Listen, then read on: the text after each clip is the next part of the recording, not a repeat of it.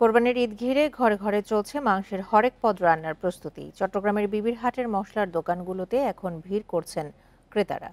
গোপন রেসিপিতে তৈরি মেজবানি গুঁড়া মশলা, সাথে দেশি হলুদ আর মিষ্টি মরিচ সব মিলে জমজমাট মশলার বাজার। বান্ডেল থাকলে প্রতি সেনমানিতে টাকা বাঁচবে। বিকাশ সেনমানি বান্ডেল কিনে জিতুন প্রতি লেনদেনে।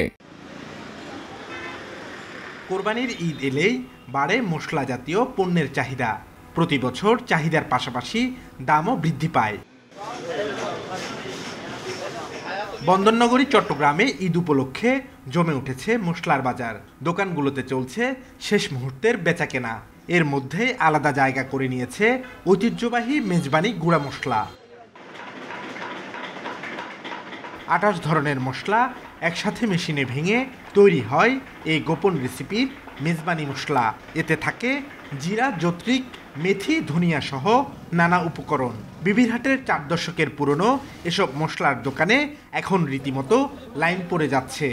আমার বাসার জন্য আগে নিয়ে ফেলছি, এখন আমার বাড়িতে একটা অনুষ্ঠানের প্রোগ্রাম আছে, আমি ওই প্রোগ্রামের জন্য আমি এখান থেকে নিয়েছি। আমার বাড়ি হচ্ছে ফেনীতে। জিনিসটা নিয়ে আপনার জিনিসটা লাললে স্বাদ ভালো হলে তখন ওই জিনিসটা ভুলে যায় কষ্টটা। প্রতি কেজি মেজবানি মশলা বিক্রি হচ্ছে 1360 টাকায়। একই সঙ্গে বিক্রি হচ্ছে খাগড়াছড়ির দেশি হলুদ ও হাটহাজারির মিষ্টি মরিচের গুঁড়া, যার দাম প্রতি কেজি 300 থেকে 480 টাকা। দামে কিছুটা বেশি হলেও মানের কারণে চাহিদা তুঙ্গে।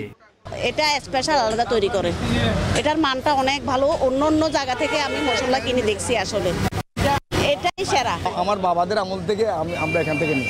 ওনাদের পণ্যগুলো খুব ভালো, হরিণ মার্কা। ওদের ইয়াটা কোনো ইয়ে নাই, আপনার কোনো রকম ইয়ে নাই, ভেজাল নাই। সারা বছর মশলার বিক্রি থাকলেও কোরবানির ঈদে বাজারের চাহিদা বাড়ে কয়েক গুণ। সকাল থেকে রাত অবধি চলে বেচাকেনা। তবে অন্যান্য বছরের তুলনায় এবার দাম কিছুটা স্থিতিশীল। চট্টগ্রামের ঐতিহ্যবাহী মেজবানি মশলা যেটা, ওই মশলার চাহিদাটা বেশি। আর মেজবানটাই মূলত বেশিরভাগ আমাদের চট্টগ্রাম থেকেই তৈরি। সবসময় বিক্রি হয়, তো কোরবানির সময় একটু চাপ বেশি। এই আমাদের চাহিদা হাটহাজারি মরিচ আছে, ওটা হচ্ছে জানা বিখ্যাত। তারপর মেজবানি মশলা আছে। চট্টগ্রামের বিবিরহাটের ঐতিহ্যবাহী মশলার ঘ্রাণে কোরবানির রান্নায় আসছে অতুলনীয় স্বাদ।